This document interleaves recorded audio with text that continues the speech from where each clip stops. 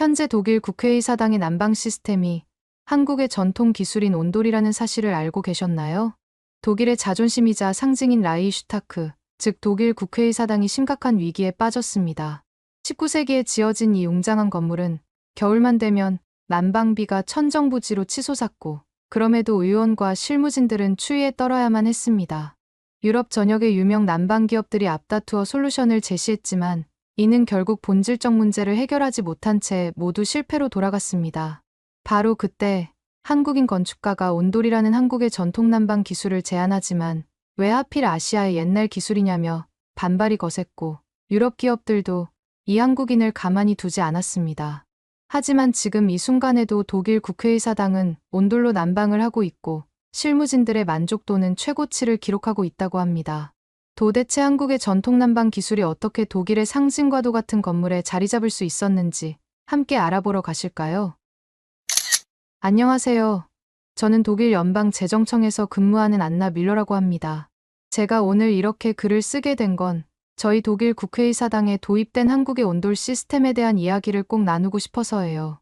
지금은 이 시스템이 성공적으로 자리 잡았지만 처음부터 순탄했던 건 아니었습니다. 제가 처음 국회의사당 난방 문제를 접한 건 꽤 오래전 겨울이었어요. 매일 아침 출근길에 마주하는 웅장한 국회의사당 건물은 베를린의 상징과도 같았죠. 19세기에 지어진 이 역사적인 건축물은 외관만큼은 정말 완벽했어요. 하지만 그 안에서 일하는 사람들의 현실은 달랐어요. 특히 겨울이면 상황이 심각했어요. 제 사무실은 건물 북쪽에 있었는데 아침에 출근하면 코끝이 시려서 한동안 옷을 벗지 못할 정도였죠. 두꺼운 가디건을 입고 무릎 담요를 덮고 심지어 장갑을 끼고 키보드를 두드리는 날도 있었어요. 그런데 이게 저만의 문제가 아니었더라고요. 매일 아침 이메일함을 열면 가장 먼저 보이는 게 난방 관련 민원이었어요. 회의실이 너무 춥다. 난방이 제대로 작동하지 않는다. 실내 온도가 균일하지 않다. 등. 심지어 어떤 의원은 의회 본회의장이 냉장고 같다. 다들 얼릴 셈인가 라며 강하게 항의하기도 했죠. 재정 담당자로서 저는 이 문제들을 매일 마주해야 했어요. 더 심각했던 건 에너지 비용이었어요. 매년 겨울마다 난방비가 천정부로 치솟았죠. 19세기에 설계된 중앙 난방 시스템은 에너지 효율이 형편없었어요. 라디에이터를 최대로 가동해도 건물 구석구석까지 따뜻해지지 않았고, 그런데도 에너지 소비량은 계속해서 증가했죠. 쾌쾌한 먼지 냄새가 나고 얼굴이 쩍쩍 갈라지는 건 말할 것도 없고요. 매일 아침 신문을 펼치면 에너지 가격 상승에 대한 기사가 첫 페이지를 장식했고, 정부는 에너지 절약을 강조하는 캠페인을 연일 진행했죠. 그런데 정작 정부 청사인 저희 국회의사당은 에너지를 물쓰듯 사용하고 있었으니 이런 모순이 참 부끄러웠어요. 어느 날은 제가 재정 보고서를 작성하다가 깜짝 놀랐어요. 지난 5년간 국회의사당의 난방 비용이 무려 40%나 증가했더라고요. 이대로라면 10년 후에는 예산이 감당하기 힘들 정도로 늘어날 것이 분명했죠. 게다가 환경단체들은 국회의사당의 높은 탄소 배출량을 지적하며 개선을 요구하고 있었고요. 매년 겨울이 다가올 때마다 저는 두려움에 떨었어요. 추워서 손이 꽁꽁 어는 건 당연하고 또다시 쏟아질 민원들, 치솟을 에너지 비용, 그리고 해결책 없이 반복될 문제들 때문에 말이에요. 어떻게든 이 상황을 바꿔야 한다는 생각이 간절했죠. 그래서 저는 용기를 내어 부서장에게 난방 시스템 개선 검토를 제안했어요. 처음에는 제가 정리한 서류는 대충 쳐다본 채로 부서장은 나중에 검토해보자는 말만 했어요. 하지만 저는 정말 이대로 안 되겠다 싶어서 상세한 비용 분석 자료와 직원들의 민원 통계를 준비해갔습니다. 부서장님도 이걸 보시더니 태도가 바로 달라지더군요. 결국 국회의사당 난방 시스템 개선을 위한 특별회의가 소집되었어요. 그날 회의장에는 평소보다 긴장된 분위기가 감돌았어요. 건축 전문가들, 에너지 전문가들, 그리고 각 부서의 책임자들이 모두 모였죠. 모두가 이 문제의 심각성을 인식하고 있었지만 해결책에 대해서는 의견이 분분하더군요. 그때 누군가 손을 들었는데 그가 바로 독일계 한국인 건축가 홍재민 씨였어요. 처음 재민 씨가 온돌이라는 단어를 꺼냈을 때 회의장의 반응이 아직도 생생해요. 대부분의 사람들은 온돌이라는 것에 대해 무슨 뜻인지도 모르는 듯했고, 일부는 터널이라고 잘못 알아들어 되묻기도 했습니다. 그때 재민 씨는 차분하게 프레젠테이션을 시작했는데 그의 설명을 들으면서 저는 점점 더 흥미를 느낄 수밖에 없었어요. 왜냐하면 그가 보여준 자료들은 정말 인상적이었거든요. 한국의 현대식 온돌 시스템이 적용된 대형 건물들의 사례부터 시작해서 실제 에너지 사용량 데이터, 그리고 사용자 만족도 조사까지 모든 것이 체계적이고 논리적이었습니다. 특히 제 눈길을 사로잡은 건 에너지 절감 효과였어요. 기존 난방 시스템 대비 30%나 절감된다니 재정 담당자로서 무시할 수 없는 수치였죠. 하지만 제 생각과 달리 회의장의 분위기는 차가웠어요. 특히 독일의 유명 건축가 헨리 슈미트는 재민 씨 의견에 거의 적대적이었습니다. 그는 자리에서 벌떡 일어나더니 저희가 왜 구식 아시아 기술을 도입해야 하나요? 라며 비아냥거렸어요. 그의 말에 많은 사람들이 동조하는 듯했고 저조차도 분위기 때문에 잠시 망설여질 수밖에 없었죠. 그런데 재민 씨의 반응은 예상 밖이었어요. 압박감이 장난이 아닌 이 분위기에서 그는 오히려 차분히 미소를 지으며 이렇게 말했죠. 슈미트 씨, 온도를 구식이라고 표현하는 것이 적절하다고 생각하시나요? 수천 년간 혹독한 추위 속에서 살아남기 위해 발전시켜 온 과학이 지금도 많은 곳에서 사용이 되고 있는데 어떻게 구식이 될 수 있을까요? 이어서 그는 현대식 온돌 시스템의 작동 원리를 설명하기 시작했어요. 제가 알던 난방 시스템과는 완전히 다른 개념이었죠. 그의 설명에 따르면 온돌의 역사는 정말 흥미로웠어요. 예전에는 아궁이에서 불을 지펴서 방바닥 아래를 데웠다고 하더군요. 그 열이 전도와 복사, 대류라는 세 가지 방식으로 전달되면서 방 전체를 따뜻하게 만들었다고 했어요. 현대식 온돌은 이 원리를 그대로 살리면서도 더욱 편리하고 효율적으로 발전했더군요. 아궁이 대신 보일러를 사용하고 바닥 아래에 온수관을 설치해서 온수를 순환시키는 방식이래요. 라디에이터처럼 한 곳에서 뜨거운 열기를 내뿜는 게 아니라 바닥 전체가 고르게 열을 발산한다는 점이 특히 매력적이었어요. 더 놀라웠던 건 에너지 효율성이었어요. 바닥에서 직접 열이 올라오기 때문에 실내 공기 전체를 높은 온도로 데울 필요가 없대요. 그래서 라디에이터나 공기 난방보다 에너지 소비가 훨씬 적다는 거예요. 게다가 바닥 난방은 먼지도 덜 일으키고 공기도 덜 건조하게 만든다니 건강에도 좋겠더군요. 재민 씨는 이건 단순한 난방 시스템이 아닙니다. 라고 강조했어요. 요즘은 스마트 기술과 결합해서 온도를 조절하거나 시간대별로 난방 스케줄을 자동으로 설정할 수도 있다면서요. 더구나 재민 씨가 보여준 수치들은 논란의 여지가 없었어요. 에너지 효율성, 실내 온도 균일도, 유지보수 비용, 모든 면에서 라디에이터와 비교가 되지 않을 정도로 기존 시스템보다 우수했죠. 특히 인상적이었던 건 실내 공기질이었어요. 라디에이터처럼 공기를 건조하게 만들지 않으면서도 효과적으로 실내 온도를 유지한다는 게 놀라웠죠. 그런데 갑자기 한 의원이 이건 중국의 전통 기술 아닌가요? 라고 물었어요. 그 순간 재민 씨의 표정이 확 굳어졌죠. 하지만 곧 그의 눈빛이 달라졌어요.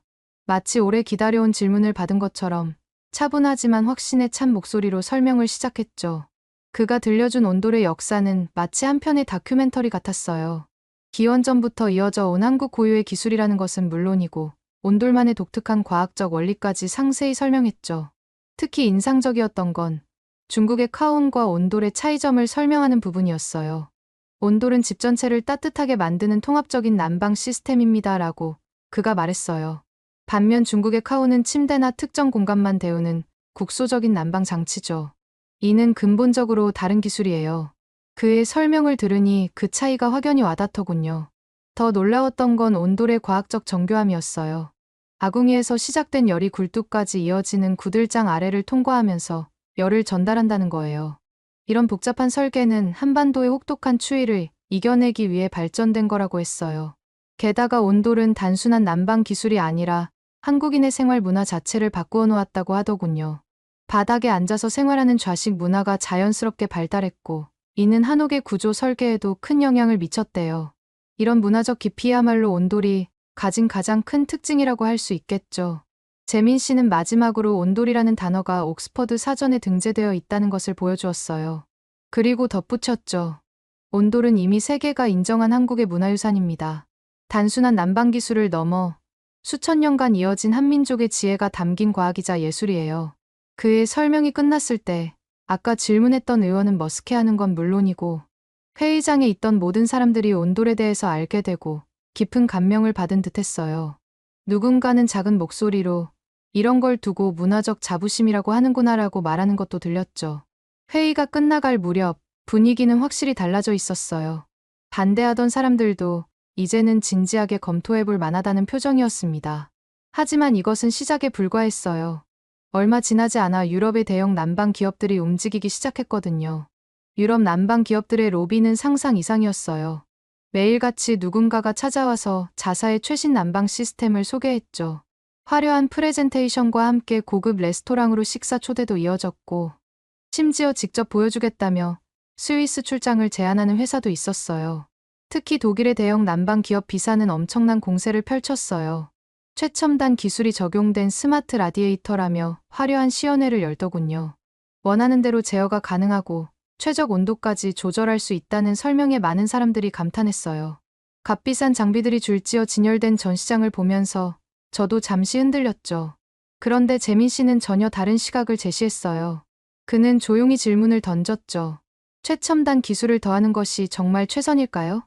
때로는 가장 단순한 것이 가장 효율적일 수 있습니다. 그의 말은 계속 제 머릿속에 맴돌았어요.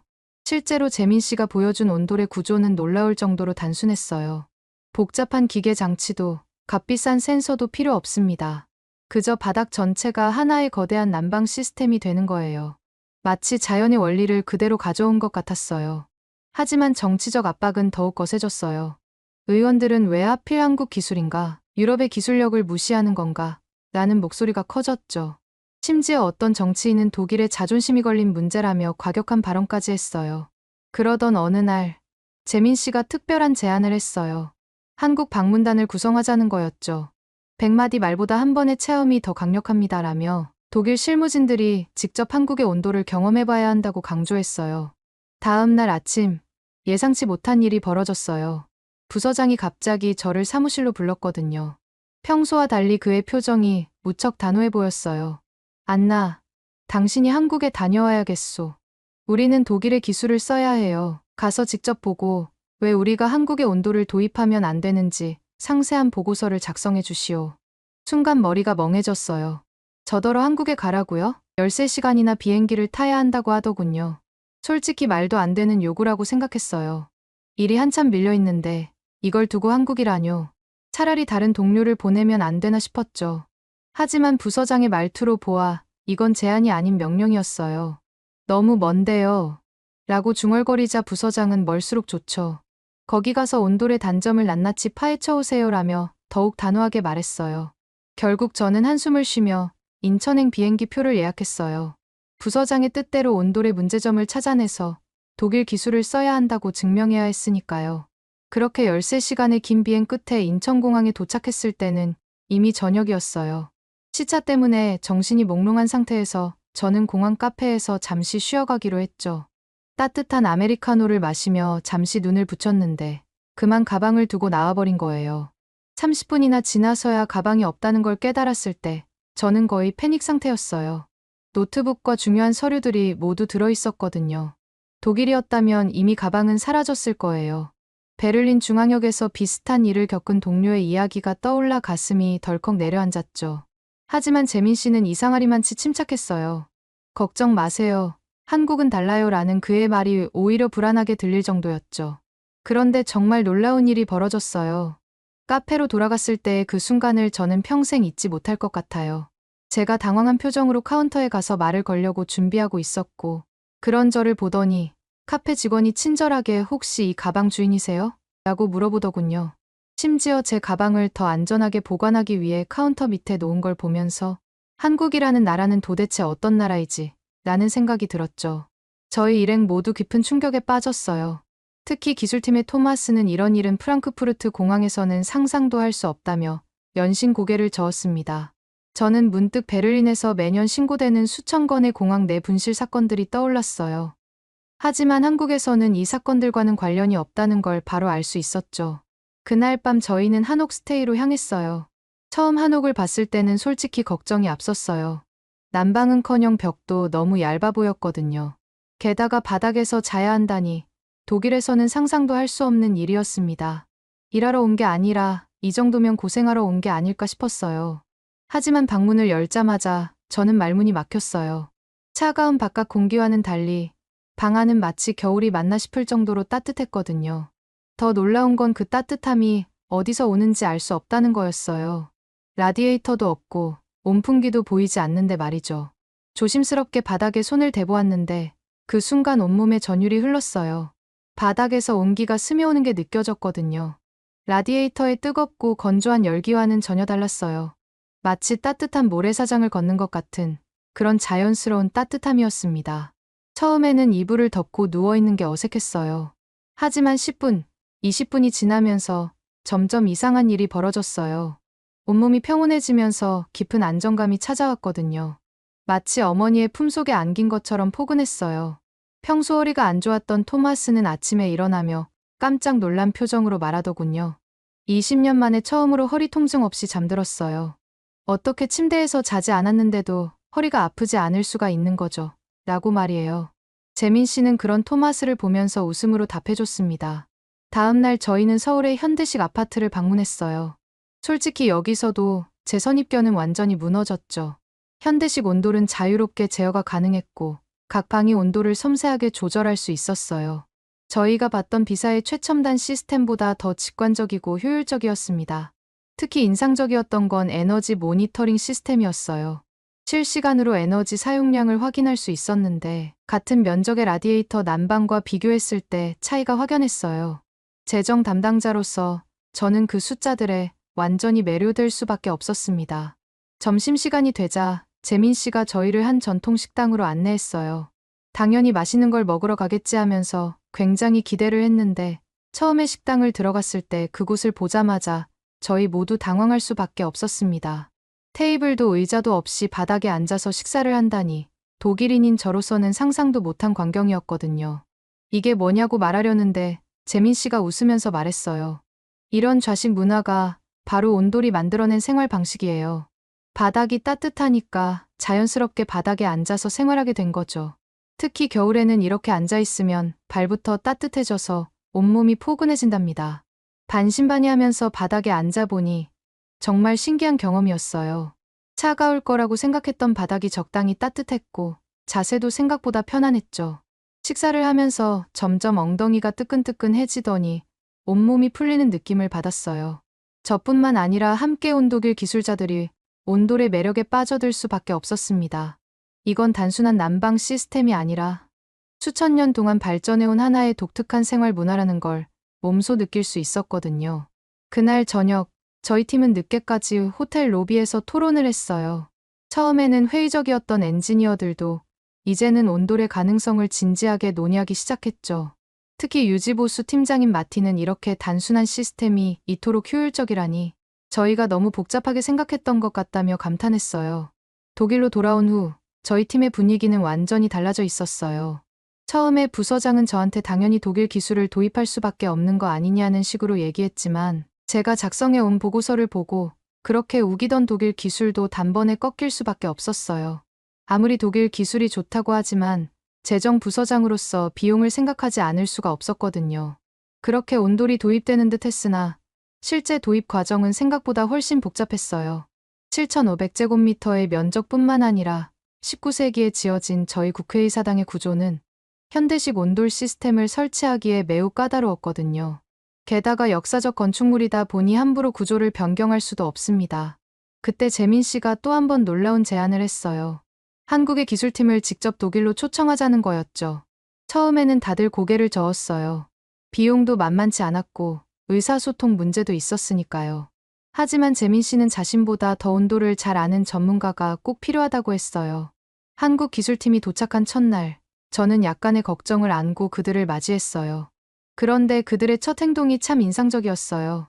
도착하자마자 바로 일을 시작하는 게 아니라 꼼꼼하게 건물 구석구석을 살펴보더군요. 심지어 건물의 역사와 상징적 의미까지 공부해왔더라고요. 특히 기억에 남는 건 한국의 기술팀장의 말이었어요. 이 건물은 단순한 건축물이 아닙니다. 독일의 상징이라고 할 수 있죠.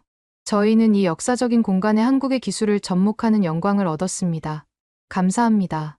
그의 진지한 태도에 저희 모두 깊은 감동을 받았어요. 그렇게 이곳저곳을 살펴본 결과 첫 번째 난관은 바로 바닥 구조였어요.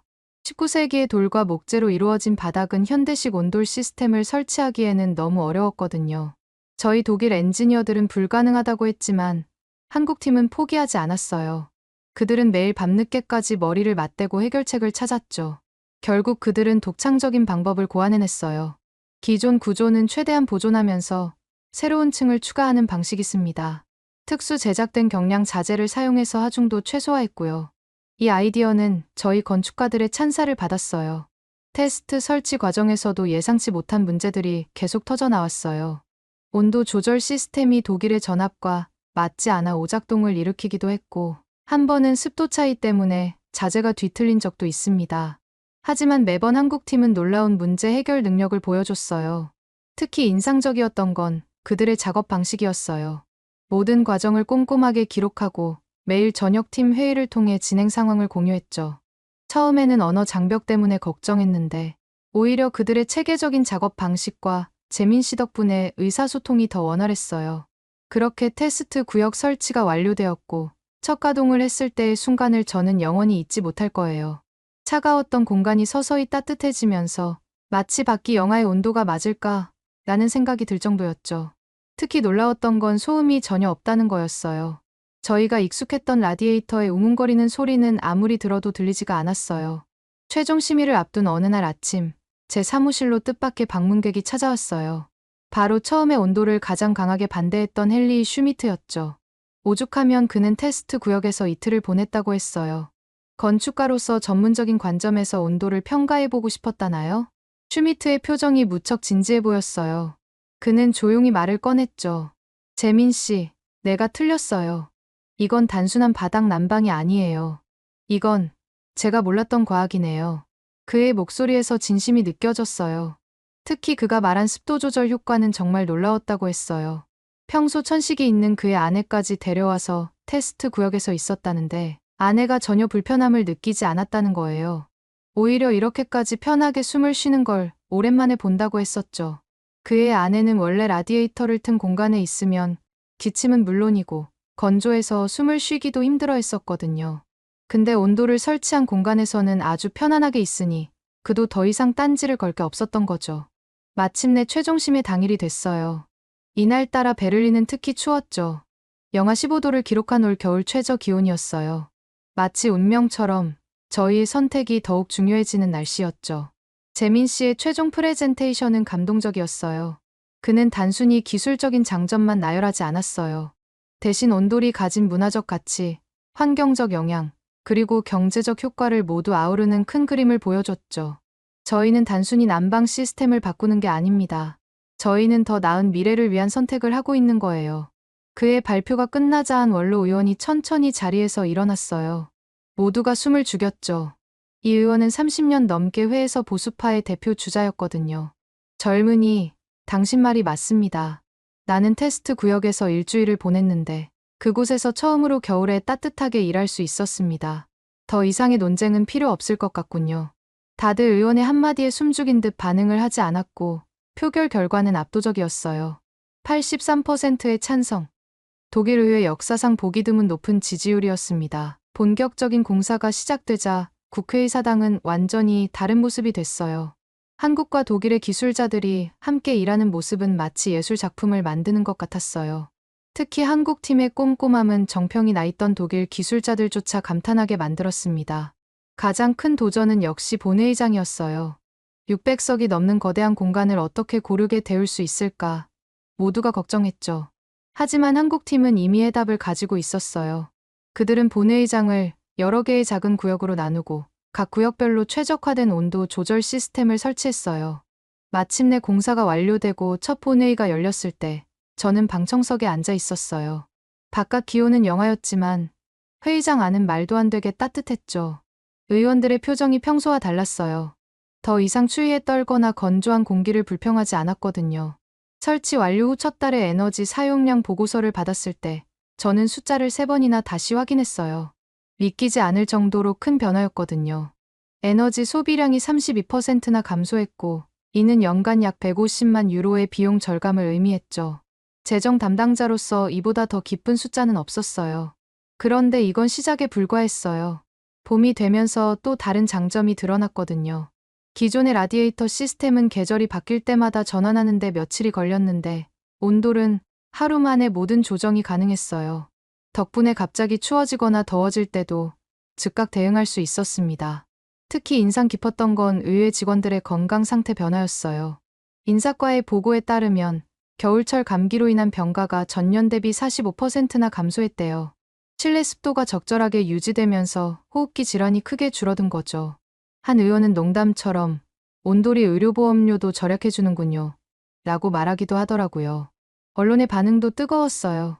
처음에는 독일 의회가 한국식 난방을 도입했다는 제목의 기사들이 많았는데 점차 전통과 현대가 만나 만든 에너지 혁신이라는 식의 진지한 분석 기사들로 바뀌어갔죠. 특히 독일 방송의 다큐멘터리는 큰 반향을 일으켰어요. 그들은 온돌의 역사부터 현대적 적용까지 상세히 다루면서 이것이 단순한 기술 도입이 아닌 문화적 혁신이라고 평가했거든요. 방송이 나간 후 다른 공공기관에서도 문의가 쇄도하기 시작했어요. 먼저 베를린 대학병원의 소아병동이 온돌을 도입했어요. 면역력이 약한 아이들을 위해 최적의 난방 시스템을 찾던 중이었다고 해요. 설치 후 하나들의 회복 속도가 눈에 띄게 빨라졌다는 평가가 나왔죠. 특히 천식이 있는 아이들의 증상이 크게 개선되었대요. 그 다음은 미넨 공항의 항공기 정비고였어요. 거대한 공간을 균일한 온도로 유지해야 하는데 기존 시스템으로는 한계가 있었거든요. 온돌 도입 후 정비사들의 만족도가 크게 올랐대요. 한 정비사는 이제 바닥이 차가워서 무릎 통증을 호소하는 동료가 없어졌다고 말하더군요. 재민 씨는 이제 독일에서 가장 바쁜 건축가가 됐어요. 전국 각지에서 강연 요청이 들어오고 새로운 프로젝트 제안이 끊이지 않는다고 해요. 그는 최근 인터뷰에서 이렇게 말했죠. 저는 단순히 난방 시스템을 파는 게 아니에요. 한국의 삶의 방식을 공유하고 있는 거죠. 저는 재민 씨의 인터뷰를 보면서 한국이라는 나라는 도대체 어떤 나라이기에 어떻게 이토록 독일 내에서 빠르게 퍼질 수 있는 것일까 하는 생각이 들더군요. 지난주에는 특별한 손님이 저희 의회를 방문했어요. 스웨덴 의회의 시설관리 담당자들이었습니다. 그들은 온돌 시스템을 직접 체험하고 싶다며 찾아왔더군요. 제가 안내를 맡았는데 그들이 맨발로 바닥을 직접 느껴보겠다고 했을 때는 놀랐어요. 하지만 더 놀라운 건 그들의 반응이었습니다. 이것이야말로 진정한 북유럽 스타일이네요. 자연스럽고 아늑한 따뜻함이라니. 이후 스웨덴에서도 온돌을 도입할 것인지에 대해 회의를 진행했다는 소식이 들려왔어요. 이제 저는 매일 아침 출근길에 국회의사당을 바라보며 미소 짓게 돼요. 이 웅장한 건물 속에 한국의 따뜻함이 스며들어 있다는 게 자랑스럽거든요. 때로는 가장 먼 곳에서 온 해결책이 가장 좋은 답이 될 수 있다는 걸 저희는 온돌을 통해 배웠답니다. 그나저나 한국에서는 어쩌다 이렇게 온돌이 대중화된 건지 알려주실 분 계신가요? 오늘의 사연은 어떠셨나요? 오늘의 사연이 마음에 드셨다면 좋아요만 한번 눌러주세요. 1초밖에 안 걸리지만 좋아요를 한번 눌러주시면 더 좋은 사연을 소개해드리는데 큰 힘이 된답니다. 긴 영상 시청해주셔서 감사합니다. 오늘도 행복한 하루 보내세요.